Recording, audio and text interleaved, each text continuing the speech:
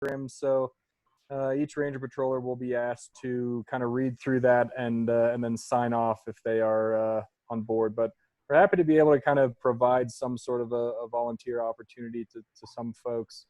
And we're hoping kind of come mid-June, we're going to have some more answers for our July programming. And, you know, Brad, I know we'd talked about maybe trying to do the a fuels break kind of project slash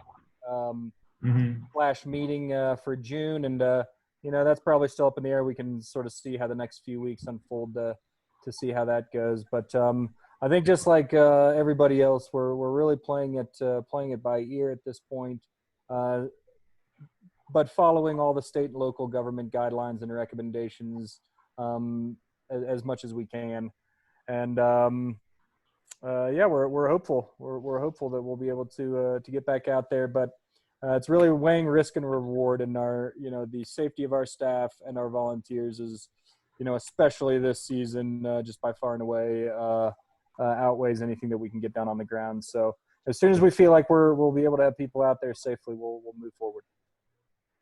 Susie, a lot of the trails have trees down that need to get reported. So even if the people don't want to be interacting, they can at least be reporting on, you know, what the trail looks like. So that's a good point, Brenda. Yeah, that's a good point. And there are the Forest Service is a little bit behind. They are scrambling to try and kind of you know, unload their seasonal staff, and of course that's a big part of what their crews are doing at this time of the year. So hopefully as the days and weeks go on here in the spring, we'll start to see fewer and fewer of those. But yeah, that I think you know, if you guys see that sort of stuff and want to send it on to me, I can definitely get it to the right person with the Forest Service. So it's a good thought. Great, thanks, Doozy. Michael, does Summit County have any plans on, you know, dealing with trailhead crowding and bike path issues in COVID land? Well, I have been temporarily reassigned as a public information officer for our public health department. And I guess right now where we are in our recovery roadmap is that we're past the stabilization phase and we're entering the reopening phase. So current public health orders require, if we're either indoors in a public space, we need to be wearing face masks. In addition to, if we're not able to maintain 6 feet of physical distance, whether it's on the trail or a rec path, we should also be wearing a face mask per the local and state health order.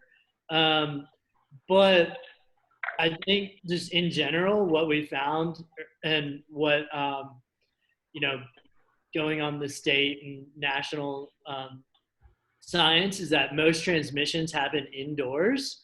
So there is a certain amount of safety in outdoor. I mean, there's always a risk, but in general, we believe that outdoor recreation is safer than perhaps like crowded indoor gatherings. So, you know, I think that's about as far as Summit County has gotten. We're looking at our event permits right now.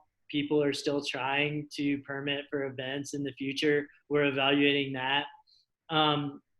But I think that, you know, right now there hasn't been a specific and concerted effort to address crowding at trails or on the rec path, other than that, you know, we're not forcing anyone to be on a trail or the rec path. So people need to just do what they personally feel comfortable with at this time. And, you know, we have our orders and the state has its orders, but, you know, there's only so many sheriffs out there enforcing the mask wearing protocols and physical distancing protocols. So, you know, that's always a challenge in terms of enforcement. I know that's probably not the best answer you might have hoped for, but I think that's kind of where we are at the moment. And we're all trying to figure this out, right? Yeah, that's right. Yeah. Well, hopefully you'll be back to open space in the not too distant future, Michael. So anyone else have any updates for us? Other updates? I could mention the, ESWA, the Eagle Summit Wilderness Alliance, formerly Friends of the Eagles Nest Wilderness. We've canceled our overnight work project trips with the llamas. We're really cutting back and don't expect to do less this year, but we will have our volunteer rangers out on the trail. But, we're not training new rangers this year. There is a Sawyer program that's a virtual program that you could probably still join if you want to become a Sawyer trainee, but they won't be able to complete the training, with the field part of it, probably this year. But there still will probably be some opportunities to go out with some trained Sawyers to help clear the trails. So if you're interested in that, check the eaglesummitwilderness.org website. Great. Thanks, Dave. Appreciate it. Anyone else? There is one thing I can add from the county perspective too, is that our seasonal crew is now has started, and they are patrolling our properties around the county and beginning trail work. So if anyone reports any trees down or any maintenance issues, either on the rec path or any Summit County trails or trailheads, you can reach out to the department and we can get on that ASAP now. Great. Good news. Great. Well, our the main topic today is something that I'm going to start off with at least, and then hopefully have some help. And I think, a lot of you, we remember we've been talking about the Summit Community Climate Action Plan and how the Forest Health Task Force is kind of been given the forest component to work on and try to figure out what to do. And so I think one of the things that Howard and Tom and I have been talking about over the past month or so has been, what happens if we start getting a bunch more activity, and things are happening, with the Summit 1A funds and the U.S. Forest Service actions are happening. Fuel breaks are going up. There are things happening in the woods, and we want to figure out a way to kind of start working on this carbon piece in the forests. And it's broader. It's not just forest. It's basically our whole landscape outside of the towns and major roads is really a forested landscape, and that's what we're talking about. So I think what we kind of decided to do is to not have a whole plan all laid out, but have some very specific pieces that we wanted to kind of propose and start working on. So I wrote something up and sent it out to our core group. We kind of have a core group of people that are working on this and got some feedback. And now we're going to present some of that to you guys and get some more feedback. And then, decide how to proceed with this and where to go. And so that's basically my intro. I don't know, Jess, do you want to, Jess Hoover, do you want to chime in with a little more intro?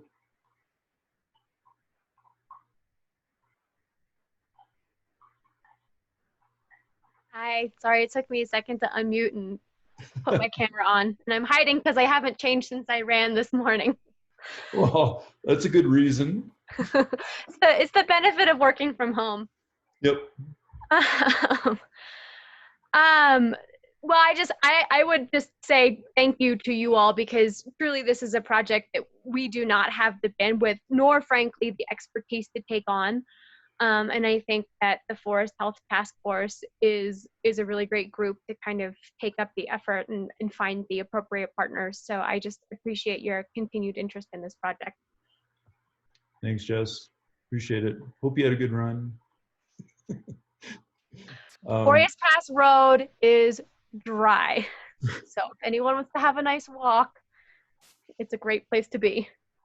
Yeah, it's drying out quickly in this weather.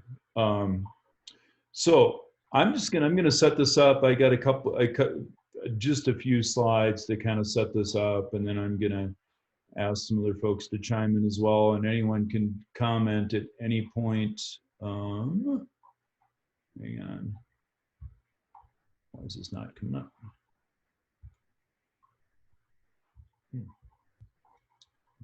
Okay.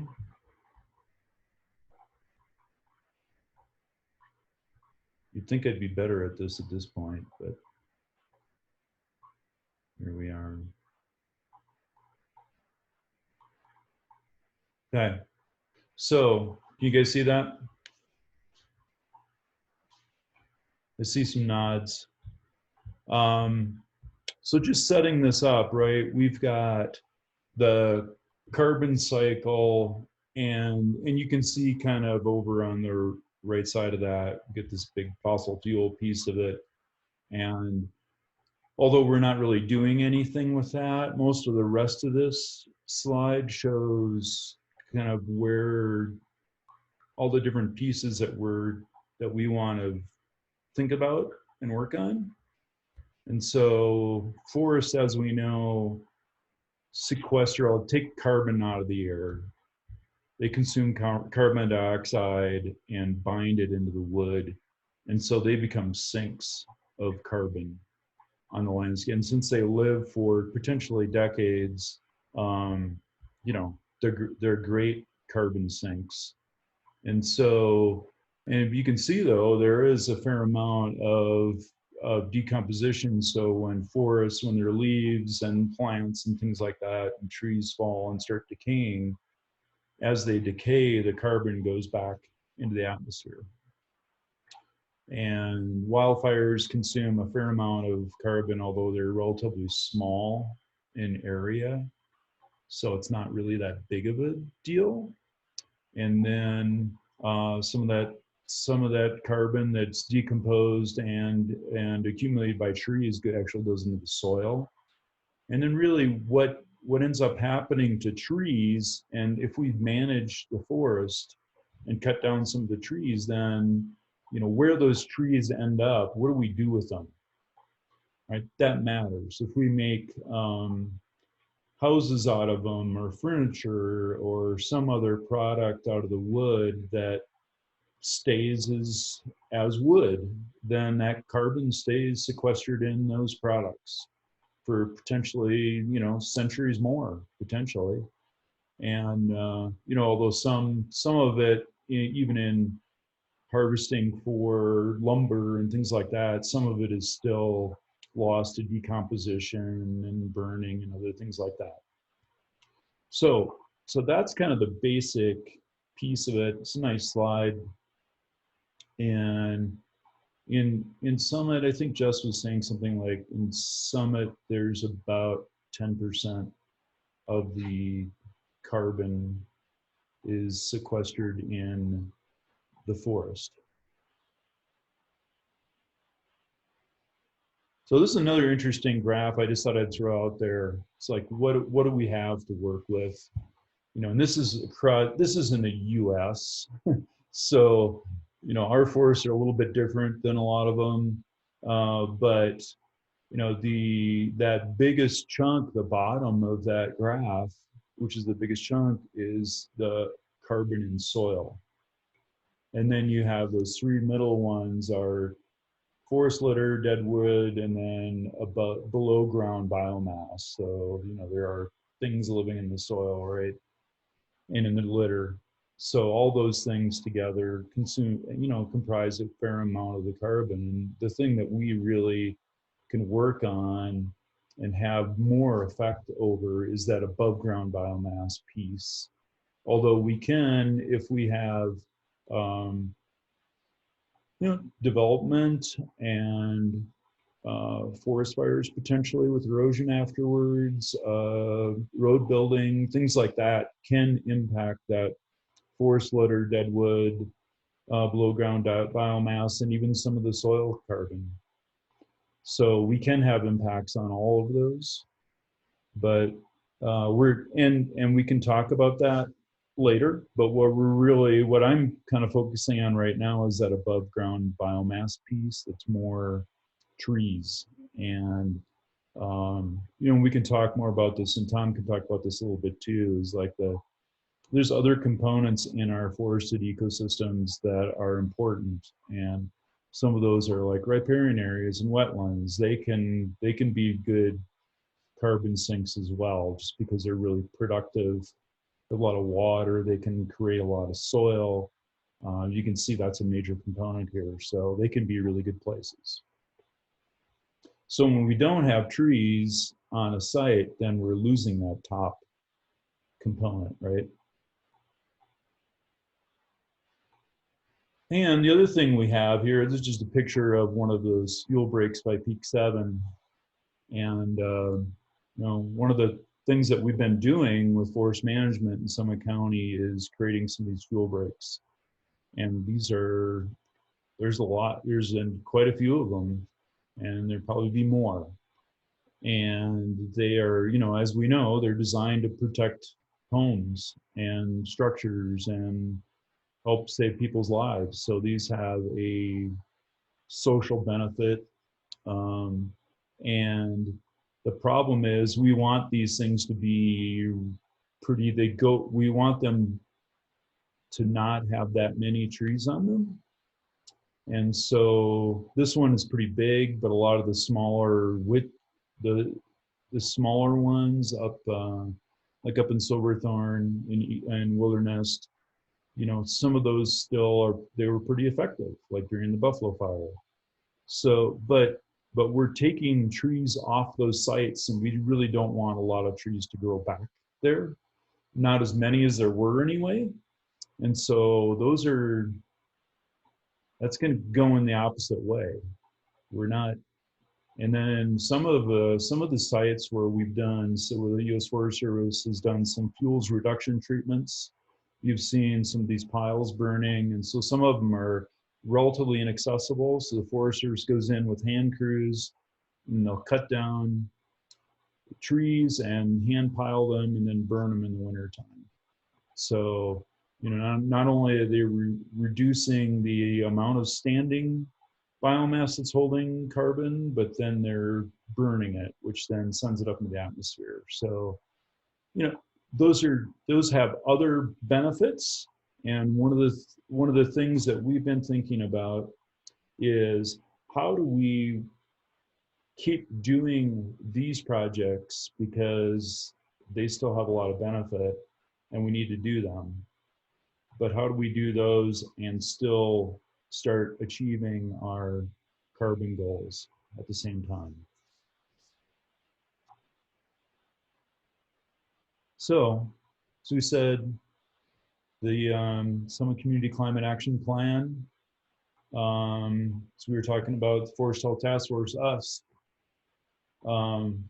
started working on it. So instead of like working on some detailed plan, we came up with some basic actions that we'd like to talk about and see what you guys think. And so I'm going to kind of lay them out there, and then and we'll get some further discussion and feedback, and we can just talk about it too. If anyone has any questions, just chime in. It's not going to take me very long to do this. Okay. So number one, we, based upon the analysis that was done for the current climate action plan for forests, was really kind of, it was the analysis that's done globally for these types of plans. And I would argue, after looking at it in detail, that it's not as appropriate for Summit County, and it doesn't give us a lot of detail in terms of what's going on in our forests with carbon. And it might give us a basic status, but I think we can learn a lot more about what's going on. We've got the trees that are decomposing from the mountain pine beetle. We've got new trees coming up. A lot of those things aren't as captured as well in that analysis. And I think those are really important for where carbon is moving and where what some of these locations look like. And you guys know that. You've been out there and you see how different some places are. And so what we really need, I think, is a specific study for Summit County on what are the carbon fluxes in our forested landscapes. Where's carbon being stored? What do these different vegetation types look like in terms of where are they going? And I think this would be a joint effort. Summit County obviously has an interest in this. I think the State Forest Service and U.S. Forest Service have an interest in it.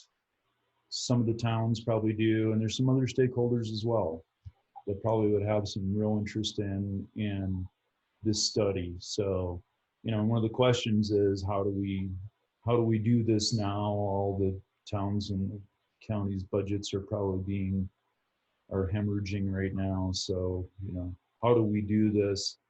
We probably have to hire someone to do this. But yeah, so we can talk about that at some point. There might be some opportunities to do that. And then this last bullet is just kind of talking about what I was talking about before. It's not just cutting trees down and what we do with them and what comes up after that. It's a number of other projects that we could do. We could plant trees somewhere. We could do some of these thinning projects that we've been doing around the campgrounds that probably have some medium-term changes that we would like to see. We can do some, you know, river and riparian wetland restoration projects that would have a positive carbon impact too. So how do we evaluate those so that we know what all these projects are doing on the landscape, and you know, how do they affect carbon storage and other fluxes? So it's a study. And then this gets into kind of the meat of things. The basic piece of it is that we would like to recommend that all the forest management projects in Summit do an analysis of their carbon footprint. So, and this would be, it would rely on that previous study to really you know, figure out how to do that. What are those fluxes? What are the different components of it? What makes sense? Where's wood going? Things like that. And then it would either require the forest management projects to have a negative carbon footprint or demonstrate they would have a positive carbon footprint in the medium term. A lot of forest projects have an immediate negative carbon footprint, but in 5 to 10 years, it can show that they're positive, and that'd be great. And if they don't, then, you know, I'd say ancillary actions here, but maybe, you know, ones that like some of these fuel breaks, if they would not have and the primary action is not going to have a positive carbon footprint. So, you know, so what would we do? Well, maybe we could have a tree planting piece associated with those projects that plants trees somewhere where we would like trees to be planted, or some other types of projects that have a more positive carbon footprint. So combining those together so that this action overall makes sense.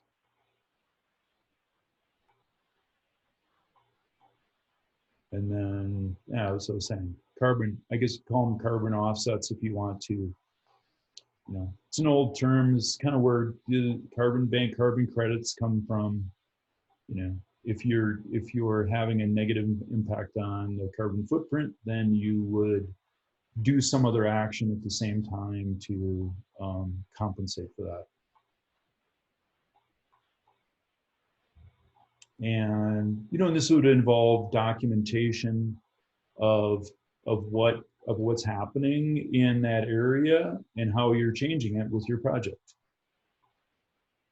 And then finally, I think it's really a keeping the public and stakeholders informed about what's going on in your forests. And I think this does a couple things. One, there's kind of an accountability piece to it. And number two, it's educating the public on what's going on.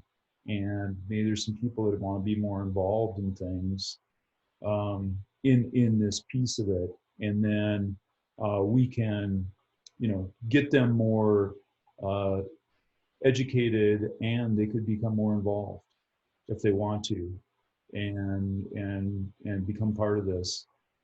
You know, I think, I mean, kind of in finishing up what I'm talking about, one of the things, if we are 10%, the forests are 10%, you know, taking 10% of what we're emitting out of the atmosphere here in Summit, as we start reducing our carbon output, hopefully, you know, electric vehicles and other things like that, better buildings, as we start reducing that overall amount, if we can start managing our forests smarter, not only would that 10% be higher, but because the amount of export is going to be a lower amount, we're automatically going to be a higher percentage. So we could end up having forests be a significant piece of how we deal with climate action plan here in Summit.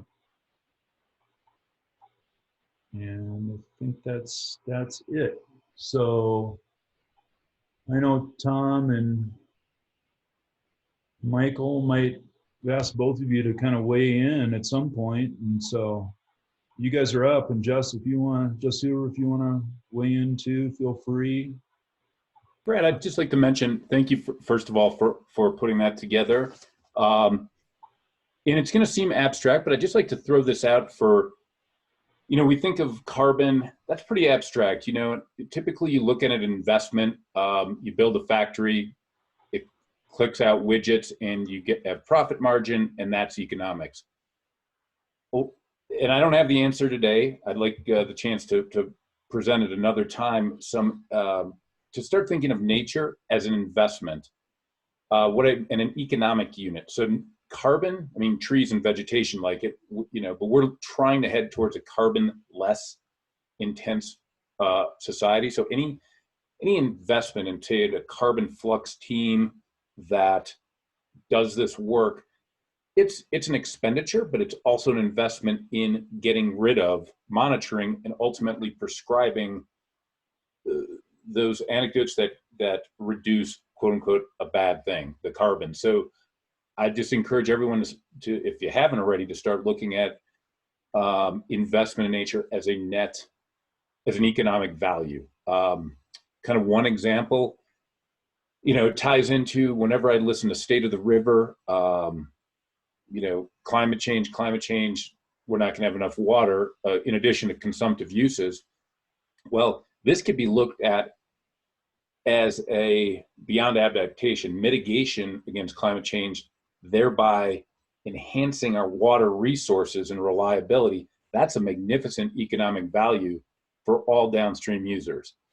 So I'm working on right now, just studies, World Resource Institute, a number of other very reputable, how we can monetize this and find funding to invest in this kind of stuff, because it is an economic value. I mean, less pollution, better respiratory health. So those are the things I'm working on to get this monetized as opposed to an abstract concept, if that makes sense. Hey, Makes Tom, sense, Tom. there's you might have come across this in your research, but there is a concept out in the world. It's called TEEB. It's TEEB, and it stands for the Economics of Ecosystem Benefits. And that sounds like it's right in line with what you're researching. That absolutely. I mean, and I appreciate you mentioning that. I don't know that acronym specifically, but I will look that up and just cross-reference it with everything I've been looking at so that I'm able to fully put together a presentation for this group at another meeting. Because yeah, it's not a tree hugger thing. If we don't have healthy forests and doing their job, reducing carbon, we're working against our own economy and health. So.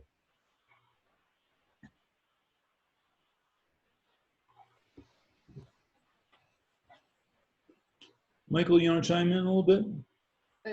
While Michael's thinking, Tom and the rest of you, I think the more tangible we can make this, the better. People don't understand something they can't see. So tying it to monetary or something a little bit more tangible than just, oh, the carbon footprint. A lot of people don't understand that. So yeah, making more tangible.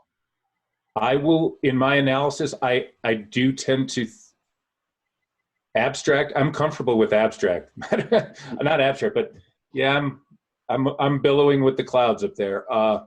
So yeah, in my presentation, I will be sure to make real. I mean, it is real life. It's just you don't really see carbon. To integrate real, tangible examples of how this affects someone's health, their wallet, etc. So I appreciate that. Thank you. Hey, Brad. I think this is a great idea, and I'm thinking about the fuel breaks that we've got around the county. And when we started, cutting down all these dead standing lodge poles, we could make a calculation of how much carbon was lost by cutting them down. But then some of that wood was used for timber. Some of it was left on the ground to protect the soils. And then, if you go through a lodgepole forest before the pine bark beetle, there was nothing growing on the ground, just dead pine needles. And then very quickly, we've got grasses and other plant matter that's come up, as biomass on the ground. That'd be nice to be able to calculate what that gain is versus the loss of the trees. And then now we got new trees coming in. I think the Forest Service plan was to try to manage the fuel breaks to about, 100 trees per acre or something like that, rather than the 1,500 trees per acre you get naturally. So you could make those calculations to say, show people, okay, yeah, we cut down trees because they were standing dead and they were a fire hazard, but this is what we've gained since then. Yeah, I think it'd be great. Yeah, and it really does depend upon what you do with trees that you remove, right? And I'm even making the argument that, like, the stuff that we do around the campground, some of you've been helping with that.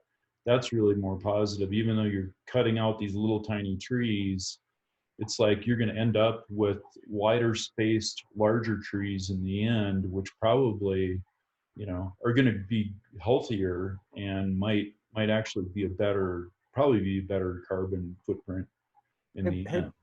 Hey, Brad, I would be curious as to your point that you just made right there. So, Forest Health Task Force, FDRD has done a bit of thinning as well.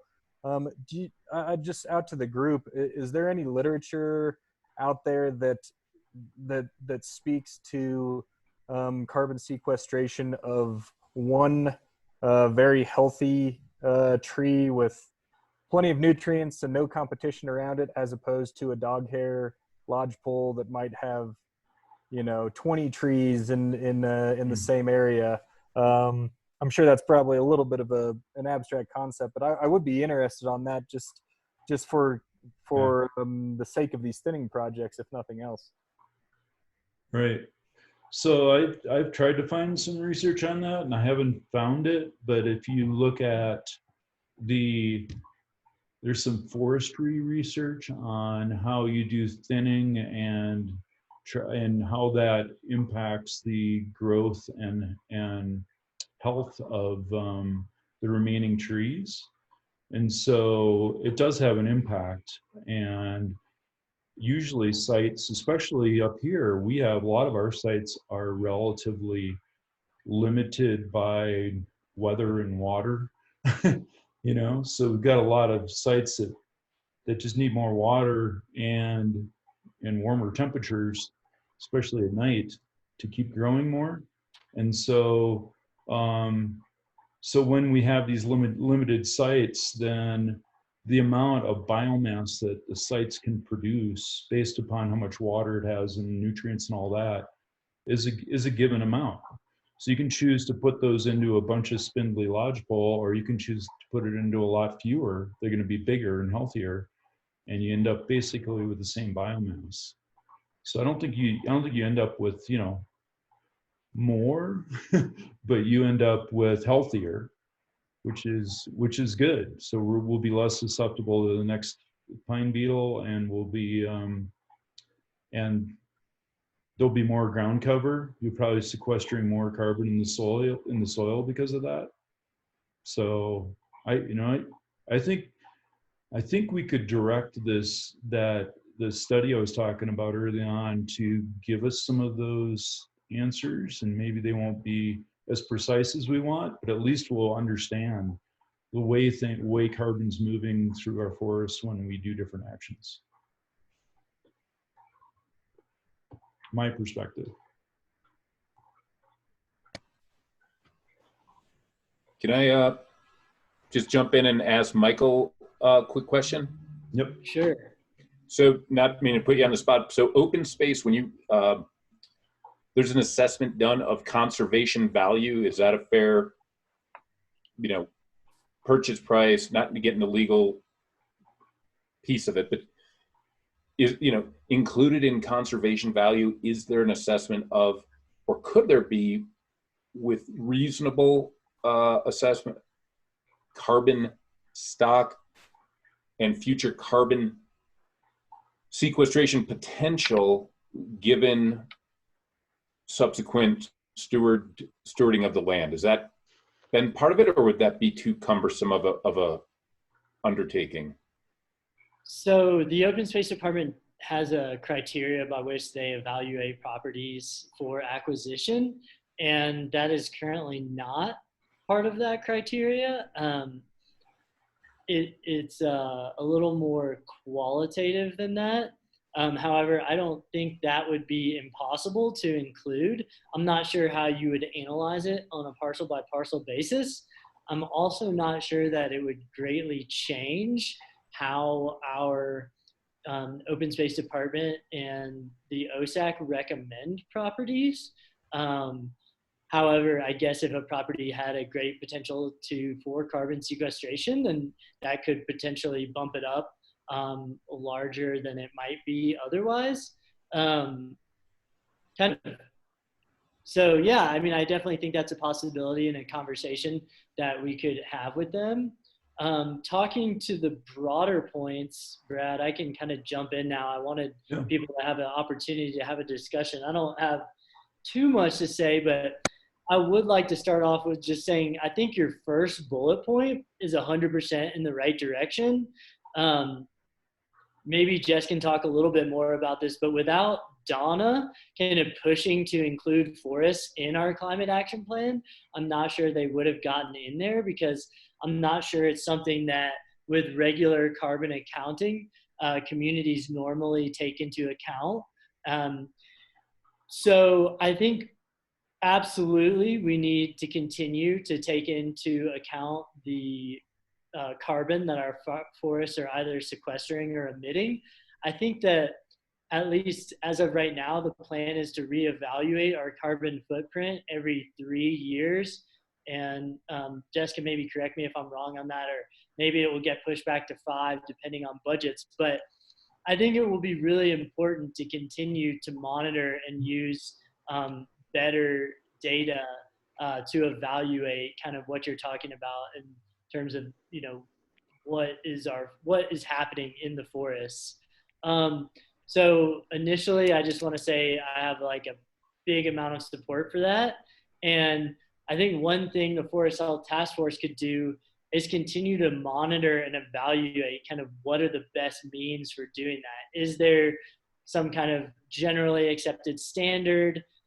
Is that something outside the scope of normal consultants to do? Who would we hire to do that?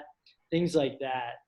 And then in terms of like, I think, you know, potentially in a more realistic scenario, I do think we need to include all the partners, including the Forest Service and the towns. But perhaps like if we wanted to start out with a smaller study, we could do Summit County and its jointly owned open spaces, and potentially even conservation easement protected lands. I'm not sure how that would work, but that's something in the range of about 17,000 acres.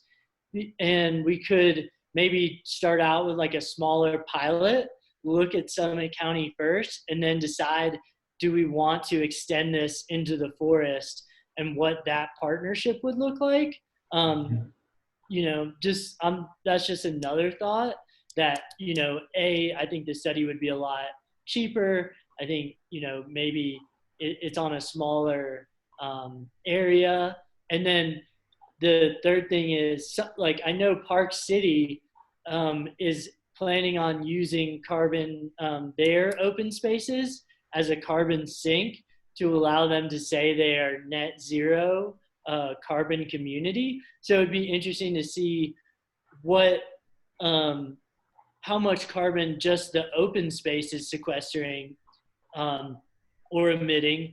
And, you know, then the county could use that in its own carbon accounting. And the other thing that's a little easier with that, if we come to some findings that like, hey, you know, we could be doing tree plantings in the lower blue, or maybe we could try some test plots on these open spaces to improve these small spaces as a carbon sink.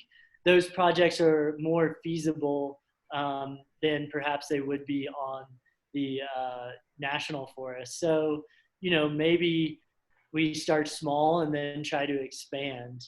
And then my final thoughts are just that, you know, I love the idea of trying to do carbon accounting when we consider these fuel break projects, and maybe even some funds for that could come out of the 1A money.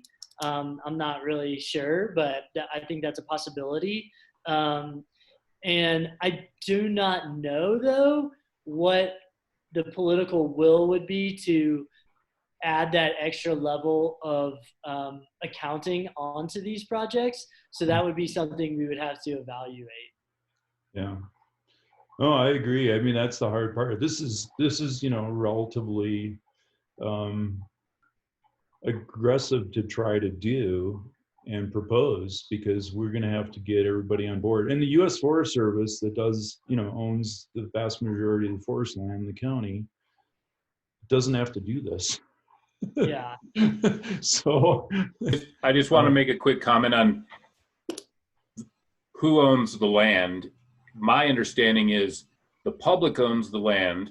It's in conservatorship in some ledger in DC, and the Forest Service manages it for the public.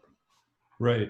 And my argument all along has been, not to stake a battle at all, but if it's so valuable to the public, let's manage it for carbon, ultimately for our health. But anyway, yeah. Well, the problem, Tom, and you're right, it's our land, you know, and like the 1A money is our money too, right? So it's like, well, what do we do? And I think that's why we're kind of here. We're trying to say, you know, how do we get this stuff done? And what we were thinking is, well, there's some projects, I know up by Airport Road and Breckenridge, there's some projects that Summit County and the U.S. Forest Service and State Forest Service are all working on putting some funding in well, if that's happening, then, you know, if Summit County and some of the towns agreed to do this accounting, and then we would, you know, even when there's projects that are joint funding, then at least we know what's going on. And the first thing is just to figure out how to report it. And some of the stuff that Summit County Open Space is doing is you guys are doing some tree planting anyway. It's like, well, you should take credit for it. You know, Sure. it's like, put it up on the board. I had a few thoughts while Michael was talking. Yeah. First of all, he is correct that we are going to be updating our inventory every 3 years. However, for next year, I would anticipate that the forest section that Donna did would not be updated. For a few reasons. A, because she did that herself. And so we just, I mean, we can't repeat it. And I know that she relied a lot on the county GIS department to help her too. And she is working with other organizations to create a protocol for communities to do these kind of inventories, but they're not communities like ours, so I don't know how applicable it is, but it's still kind of a pilot. It's not out yet. So that section might not be updated next year for that reason, but also because I think that, I mean, and I could be completely wrong, but these fluxes seem to be more of a longer term thing when we're talking about land use. So I would imagine that it's not changing as readily as things like our transportation or energy use or things like that. So don't be surprised if we do an update to the inventory next year, but Donna's section remains unchanged.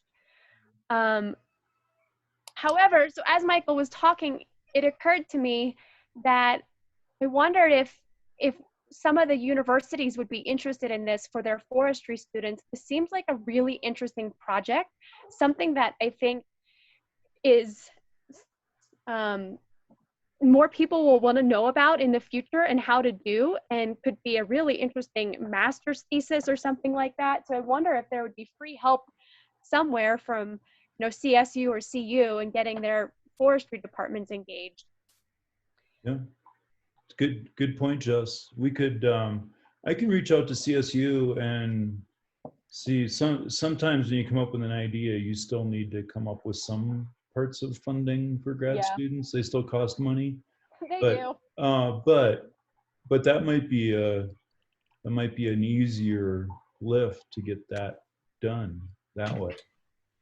It also, you know, I know that the U.S. Forest Service component of this is absolutely critical, but another, you know, if they were going to do a smaller study that just was considering Summit County and joint open space, you know, with the town of Breck, they have dedicated funding streams that are available, you know, that they might be able to fund a study out of their existing operating budgets if it were, you know, somewhat limited in scope and scale. So, I mean, I think it'd be easier to find funding for a more limited project perhaps than it would be, or a limited study than the whole Forest Dillon Ranger District, perhaps. I'm not 100% certain on that. I agree with that. I agree with that totally. I think Michael's point to maybe start on open space on county land, and maybe it can kind of prove to be a template for how the Forest Service could get involved in the future. I think trying to get them in on the bottom floor of kind of an exploratory, I think is going to be a challenge, at least initially. I don't work for the Forest Service, so I'm not going to speak for them, but if I had to guess, that would be the case. And then I also had a question, I guess, for the group and our experts on this panel. What does this analysis actually look like? And Brad, I'm sure you probably run across people in your line of work that do this sort of thing. But you know, I think to Brenda's point earlier, you know, the more we can kind of make this understandable and easily digestible to the public, the better. Because I do think that some of these concepts are not mainstream, and I think they're important. And the more we can get the public behind it too, I think it could be nothing but useful. Yeah. Yeah, Doozy, good comments and questions. I agree with you on the Forest Service. I think sometimes, even though it is our land, they have a lot of policies and procedures, and they take, direction from Washington, D.C. So sometimes they kind of have to be dragged along, kicking and screaming in the right direction, and then they're okay with it. Right. So some good people working there too. So I think my view of this kind of study would be an literature review and analysis of a literature review of what we know about the different carbon sources, sinks, fluxes, kind of like that first slide I showed you guys, only very specifically with amounts on it for different vegetation types in Summit. So it'd be one for meadows, there'd be one for riparian areas, there'd be one for different forest types, and then you could do some analysis on what if you have pine, what are the trajectories of some of the places that have a lot of pine beetle mortality, where there are a lot of dead trees around, but now there's new trees growing up and there's more ground cover. What changed? Where did we come from?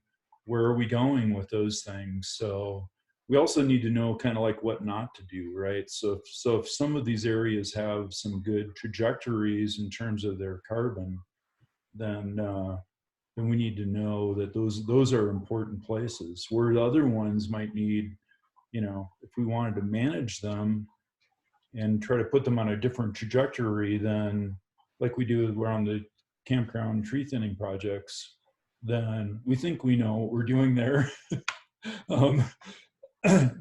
But that, to me, that's what it would be. So you could easily see, what's happening now and what are the trajectories for those different vegetation types going out into the future.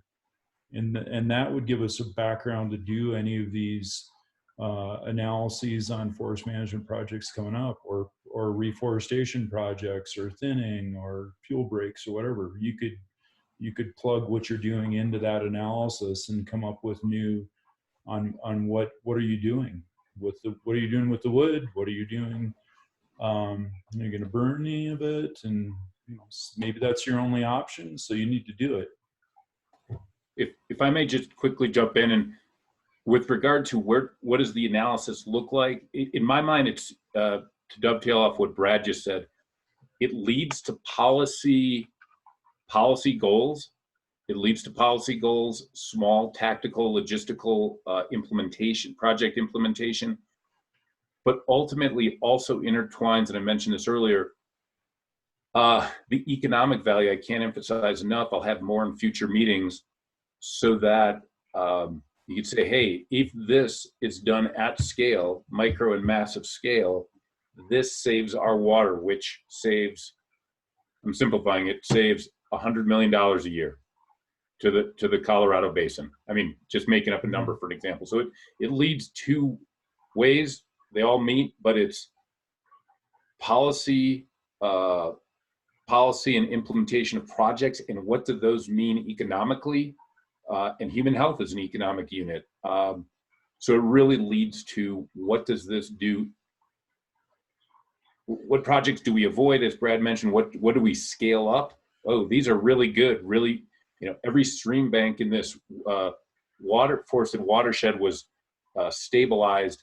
It does X. We know that capital going to that is a good investment. And that's kind of what I'm hoping these studies in part do, is drive the policy, drive the implementation, and the capital, because it's been monetized. It's been shown this does X amount. And I will mention this, although esoteric, and it's going to be a leap. I'm going to be coming up with an equation because everyone loves equations. What's the price of carbon? And that's the leap of faith because everyone, what's the price of a donut? I get it. The price of a beer. The price of carbon is going to be instrumental in pricing some of these projects and what is it worth to the community to invest in. So that's going to be my fun trick. It's not a trick. So that's where it leads in my mind, dudes. It's two-way, the economic, where to emphasize capital and resources for what type of projects over the next 5 years.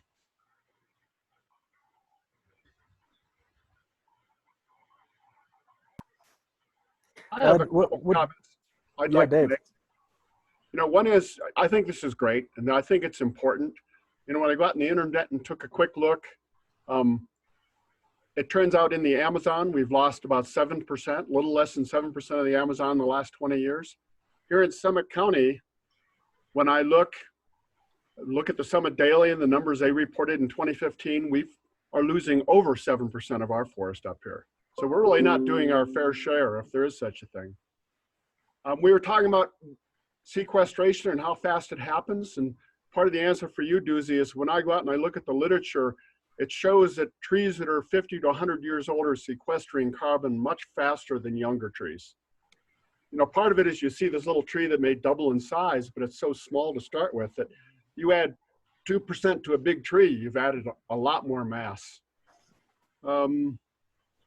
Some of the other cool stuff, I think, Brad, I like your idea of doing something other than just burning these trees, in the buffer zones. What if they chipped them? Or I hear there's some new portable mills that will actually turn smaller trees into lumber than they've ever done before. So there's got to be some good potential there. Yep. And I think, we're talking about whether you should have a local study or a bigger study. I think if we could find some larger studies to get involved in, they could give us a basis for doing a smaller study, and that would go much easier. Because whether it's in Grand County or Summit County, there's not much difference. In general, the specifics are different, but the basis, the background, the foundation would be the same. And the last point I'd like to say is I think last time we had a discussion about this, we were talking about the need for a long-term forest management plan. So we could see what buffer areas we're taking out and how they're going to be managed in the future. And I think that's still essential. It even makes more sense now that we're talking about carbon sequestration. Yeah. Dave, I agree with you on that last piece. That was going to be one of my points. We've been talking about that. This group has been talking about that forest vision stuff we were going through. That's what it was leading towards, is a forest management plan for a whole Summit County. We just thought this was something that's doable. And so I think, that to me, this is more easily doable. And there is the other point I wanted to make real quick, and I don't want to keep everyone too late in the day on this meeting, but there is, as someone mentioned, this is political, and it will be. And we do have some opportunity now. We're going to have 2 new county commissioners coming in, and the one that hopefully will remain, Elizabeth's been very involved in our group, and I think would be interested in thinking about this. So we have an opportunity to if we can get the county on board, the commissioners on board, then we could start making some progress. And that, to me, that's kind of that's the approach I think we should just start working, make this thing look better and sound better, and get kind of line up some of the pieces of it, and then sell it to the county commissioners. So, Brad, Tom, Michael, and Jess, what would you guys say to the next step of this process? So you've kind of outlined some of the goals here, and I think we've had a good discussion thus far. I'd just be curious what you guys think needs to happen. Step number 1, moving forward here to get the ball rolling in an effective way. Well, real quick, and I'll let the other guys chime in. I've already created like a 2-page document outlining a lot of the stuff that I circulated amongst our group, our small group, and we got some good, really great comments back on it. And I'm in the middle of revising some of that. And then the question is, how do we formulate that into a kind of a suggestions from the Forest Health Task Force on the climate action plan, and how do we submit that? That's really the next step in my mind. Probably talking to Elizabeth about it. My gut instinct is kind of agreeing on the scope and direction of the study, because that will help drive prioritization areas and just where we go with direction and resources. I think agreeing on and getting the study formulated and underway, I think, is imperative.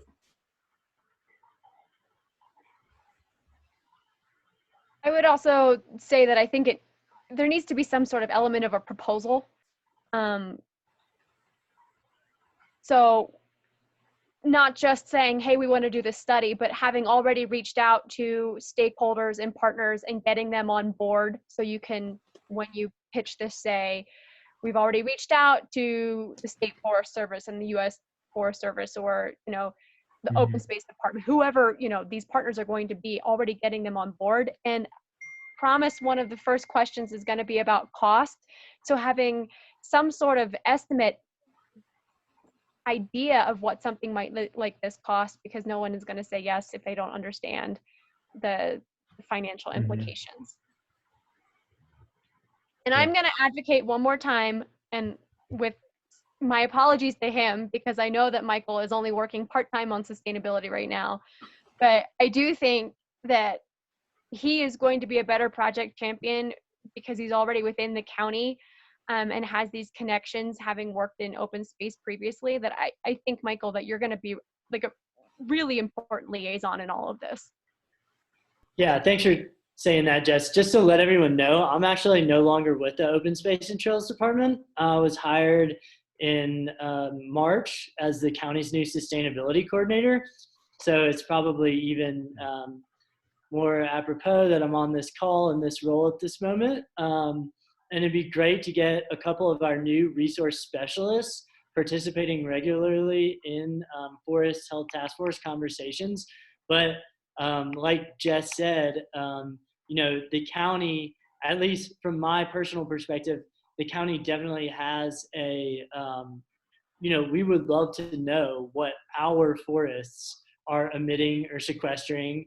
And we would love to know, you know, how we could improve that as an organization and work closely with the Open Space Department and the BOCC to do that. So not to take something that should be encompassing the whole Dillon Ranger District of the Forest Service and drill it down to just about the county, but I can say at least, like, you know, from a county perspective, that is definitely something that would be appealing to me.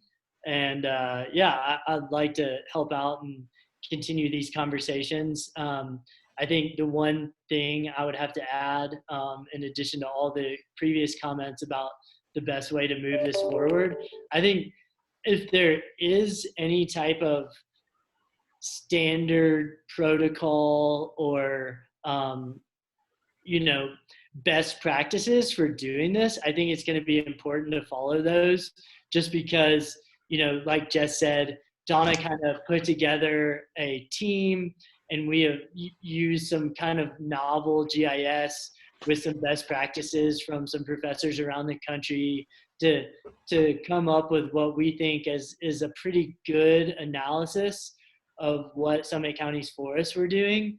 But at the end of the day, this is still kind of a cutting edge topic in the whole climate action, in the climate action, you know, debate, if you will, or movement.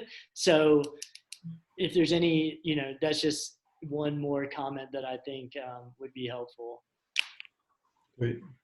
Yeah, thanks, Michael.